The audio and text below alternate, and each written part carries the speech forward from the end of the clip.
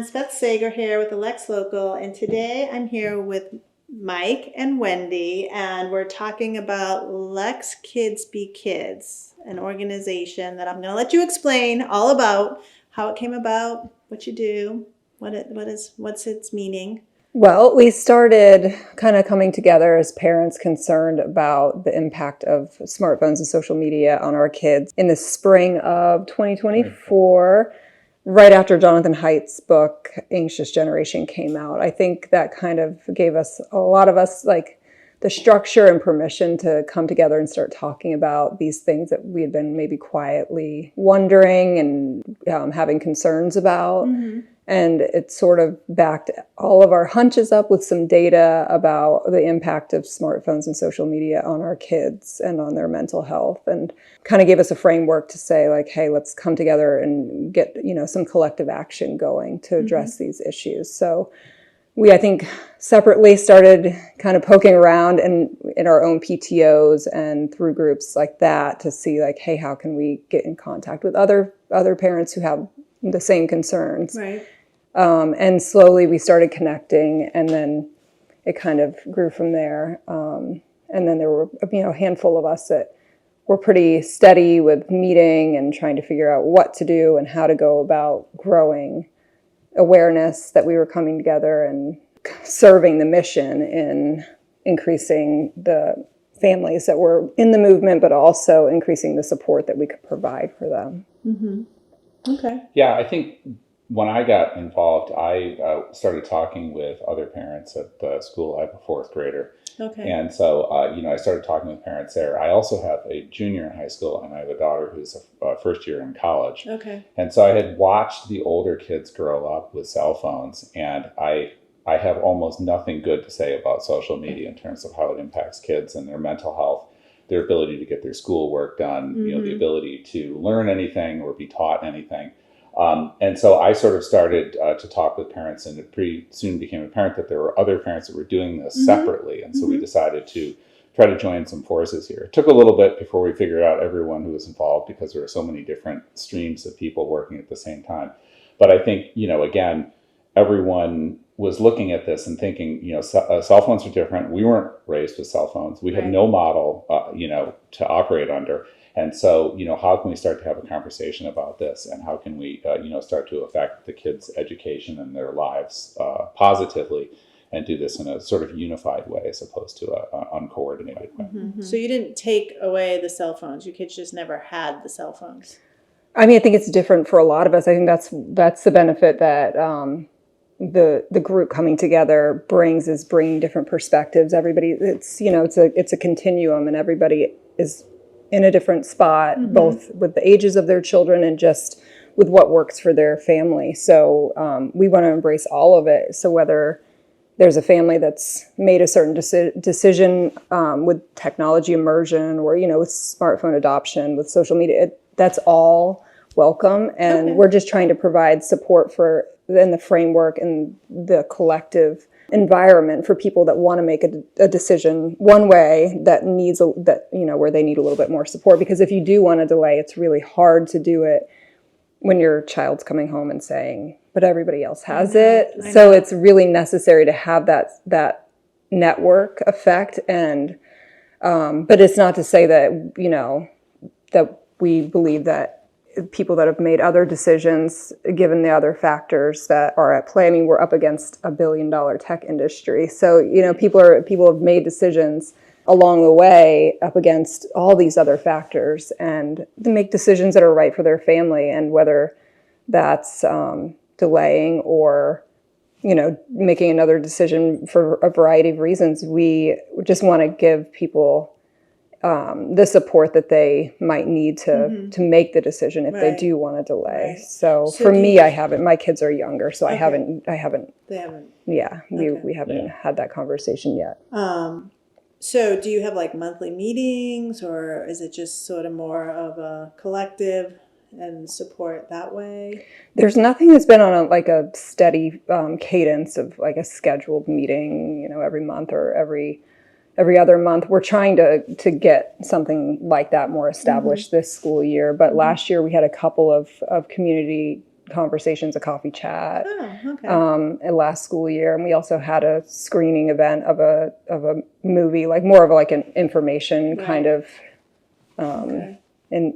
event where parents came and saw a movie called The Screenagers, and it was about the different, data related and research related to the phenomenon that we're trying to address. Yeah, I think just to go back to your prior question, I feel bad for my fourth grader because he's going to unfortunately get the, benefit of the wisdom of watching the older kids go through this. My daughter, the first year in college, reminds me that the iPhone was actually invented the year that she was born. It's kind of an amazing statistic, right? So they've grown up with just an iPhone, just barely having been invented, to where we are now, where you've got social media, you've got things like Snapchat where they can send pictures that auto delete. Right. You've got, Instagram that's out there, and they, form all kinds of different groups. Some of them are banned by the high school, reported. There's a constant cat and mouse that goes back and forth there.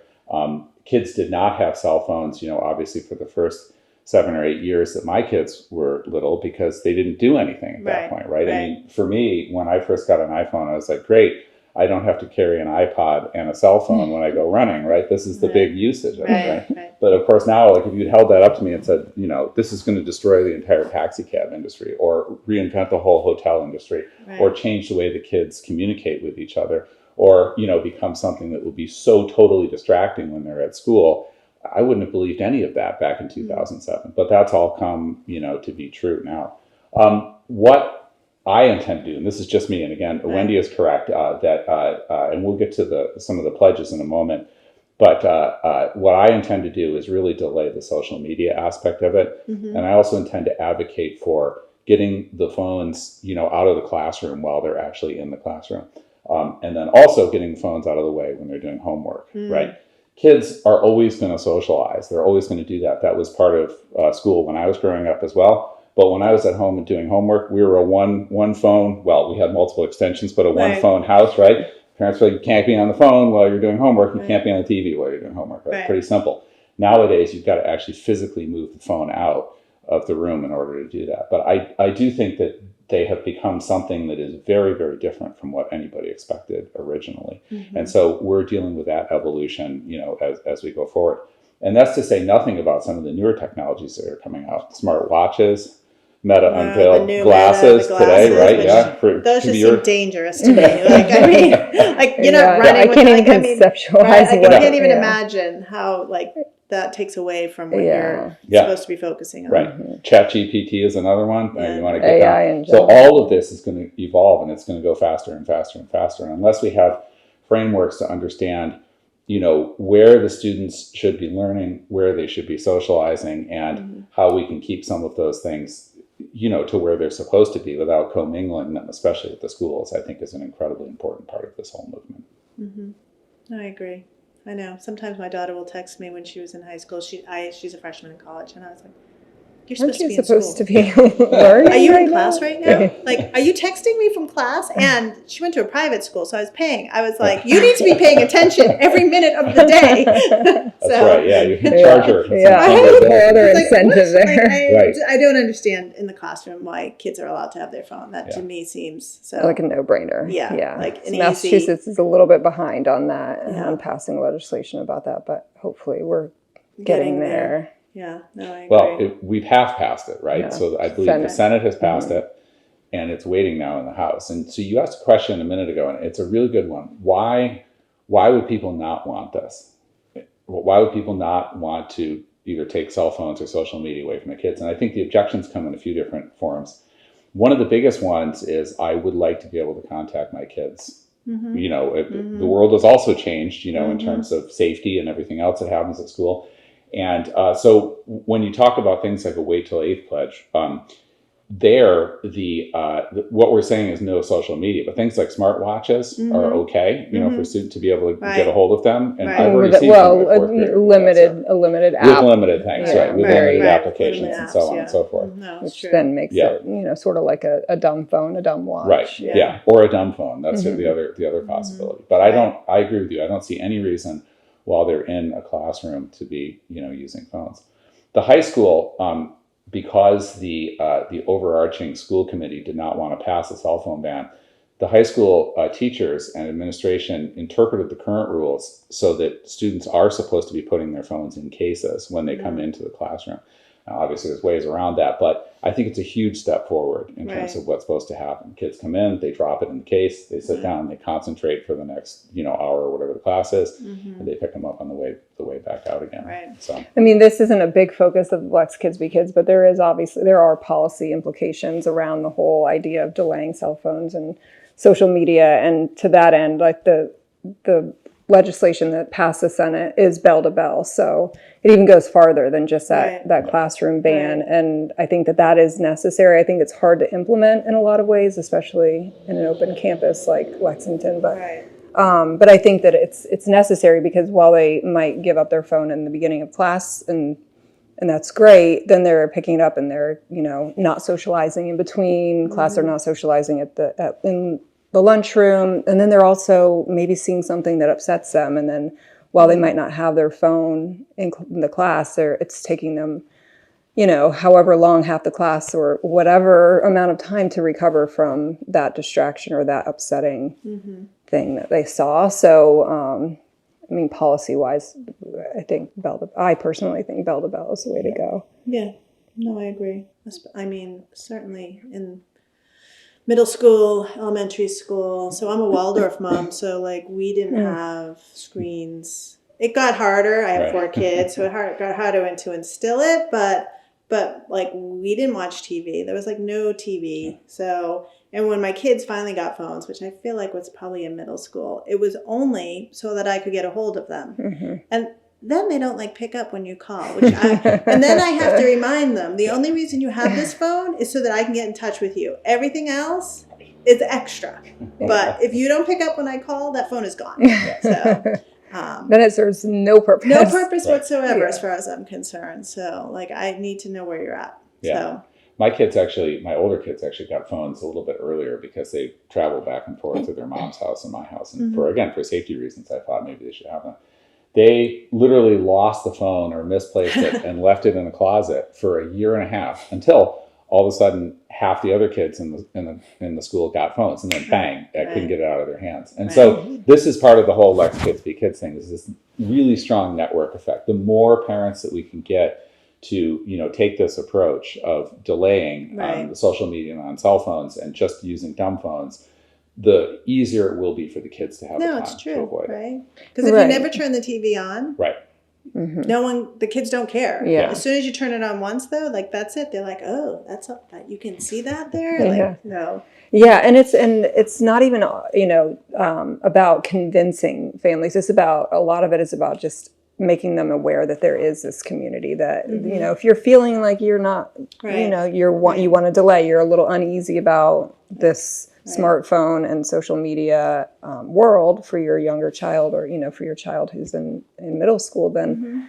there is a community that will support you, and we want to come together so that your child can also see that there are other kids that are. Which I think it's useful, right? I mean, because the kids can be really at you for things, right? To stay strong is sometimes really hard. It's a constant negotiation. They're well incentivized to negotiate all the time. Oh gosh, you're going to be the best lawyer someday.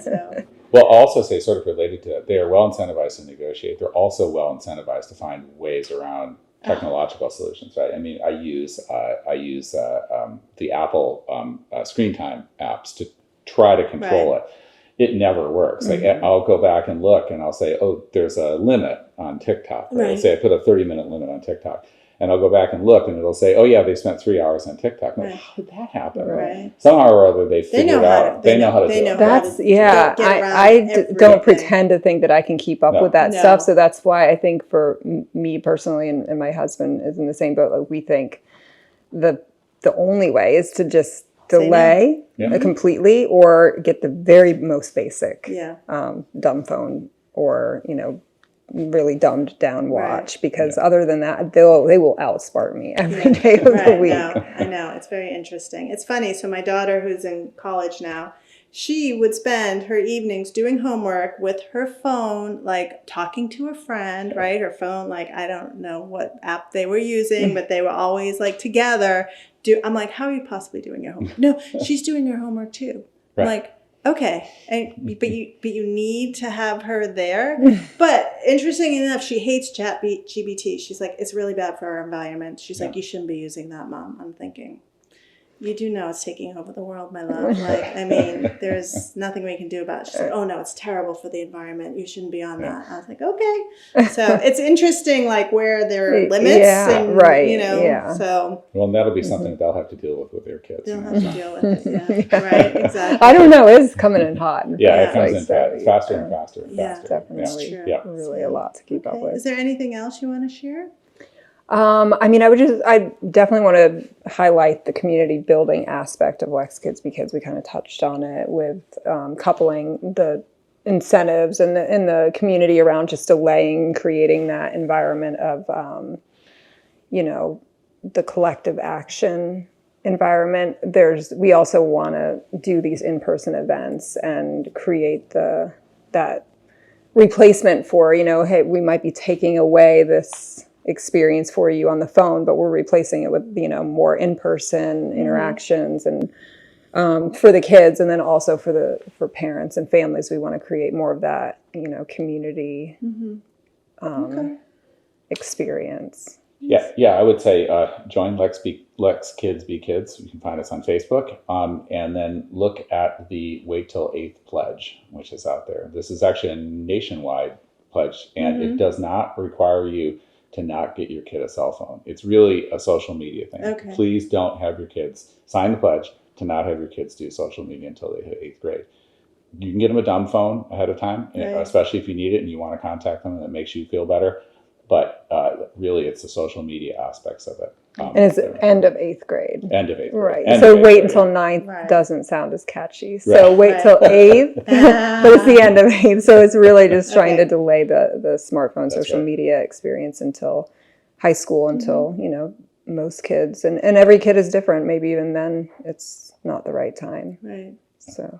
Okay. Last fun fact, one of the biggest selling items for educators right now, I'm so pleased to hear this, blue books. Good Oh my old-fashioned gosh, blue blue books, books? right? And they go into class and they have to write everything. Really? Now we can probably talk about why they never learned cursive. But that's a Right. whole other Right. conversation. Blue books. Gosh, Blue books. They're that's back. gone are the days. I like to Yeah. hear that. That's a lot of college writing. Yeah, Right? absolutely. Test and yeah. a little blue book. Yeah. Fill the blue book. I could never fill a blue book. No. Oh, interesting. Interesting. Well, thank you for your time. This is Thank very you. Thank you. informative. So, Yeah, thank you for Yeah. and of course.